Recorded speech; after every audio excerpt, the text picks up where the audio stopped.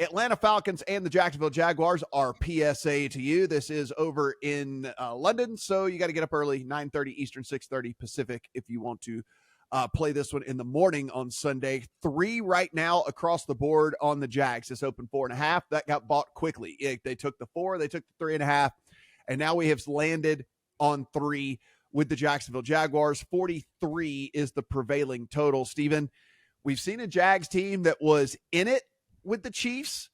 Then we see a Jags team that goes out and loses to the Texans, and not only loses, but gets pushed around. And then you have the Falcons, where I don't know if we exactly have any idea what the Falcons are. Before I get to the handicap, just curious, be it an Eastern time zone guy, do you Pacific time zoners wake up for the London game before dawn? Are you the diehards? I will this one because I have a bet on it. So I have a bet on this. If there's no bet, it's like catch the second half. I don't know about you, Adam. Yeah, I mean, my responsibilities on Sundays mean that I'm up usually by about 6:30 in the morning regardless, because I got to get ready for the show that I do on Sundays. So, yes, I will be there.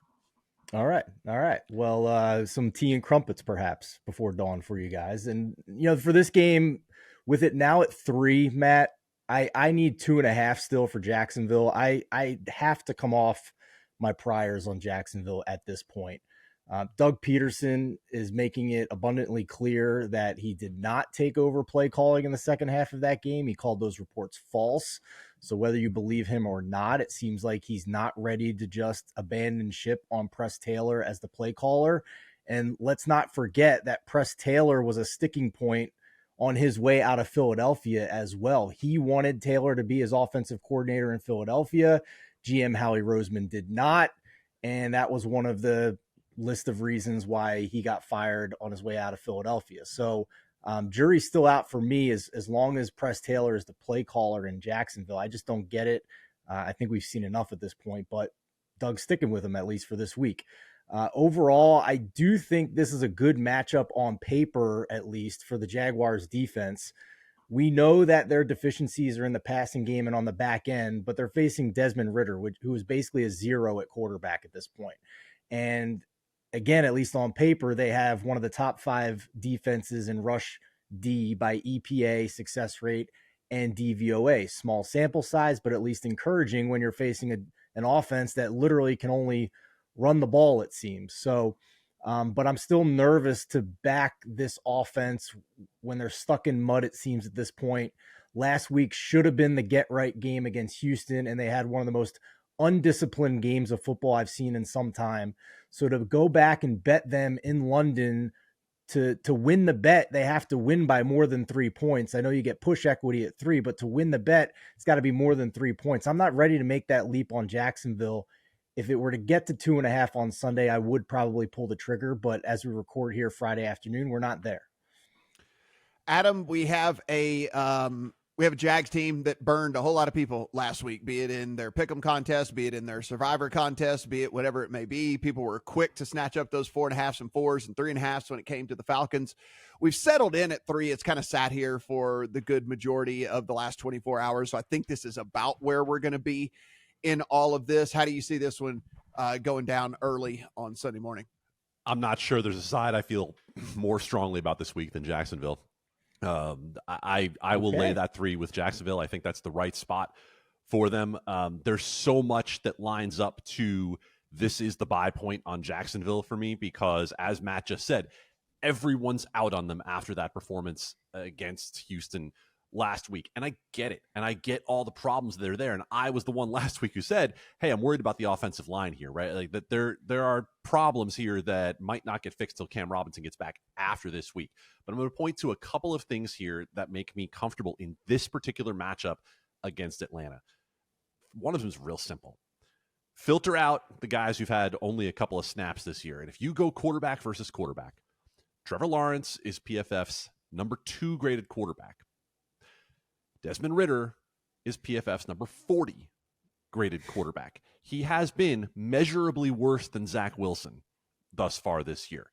Now, take the fact that the Jacksonville Jaguars, by success rate versus the run, are a top 5 defense in the league, and we know that's exactly what Atlanta has to be able to do in order to succeed. And the other defenses that are in that category, I want to just be clear on who it is that we're praising, right?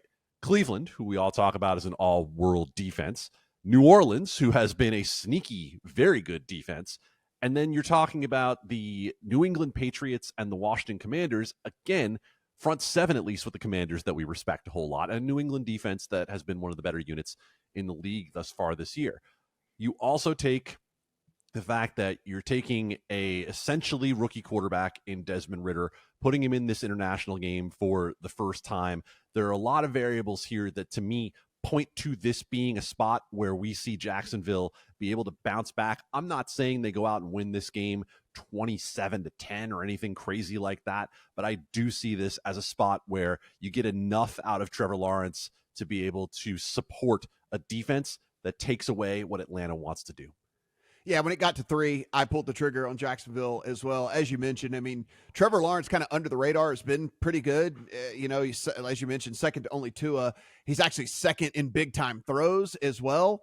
If you look, he's been very, very unlucky. His receivers lead the league in drop balls through 3 weeks as well. 9 different drops for this team. And if you guys remember, a couple of those have been of the variety where they hit the guy here, it bounces up in the air, and it has turned into picks as well, right? They've just been incredibly, incredibly unlucky with all of that. Now, they got to get better in the red zone. That is really where they have struggled so far. But, I mean, listen, this Chiefs defense might be elite. And so them struggling as much as they did in the red zone against the Chiefs defense, I don't know if that's a big downgrade for me, on this Jags team. So, yeah, the pass rush has not been all of that, hasn't been all that great. But as you mentioned, Steven, I mean, listen, they guard against the run as good as anybody, right? 3.1 yards per carry so far to running backs on the season. And Desmond Ridder is still playing quarterback for this Falcons team. And if you actually up that sample that you were talking about there, Adam, to guys that have actually played meaningful snaps, he's still 33rd out of 34 for the guys that have actually taken like a game's worth of snaps this year over at Pro Football Focus. He leads the league in turnover-worthy plays. He's been sacked 12 times already. And I think this is where the Jags, some of this luck just doesn't kind of goes back their way. And they get this done here against this Falcons team that all they want to do is run the ball. They're not going to be able to do it. And so now Desmond Ridder is going to have to actually pass to win. And I don't think Desmond Ridder can pass to win. So I'm with you on that one, Adam. Love this play. It's going to be a contest play for me. It's already in the account from a bet standpoint. And if this did, for whatever reason, get under the 3, I don't think it will. But if it did get under the field goal, I'd come back in and double dip for some more. Actually, that's how confident I am in this one.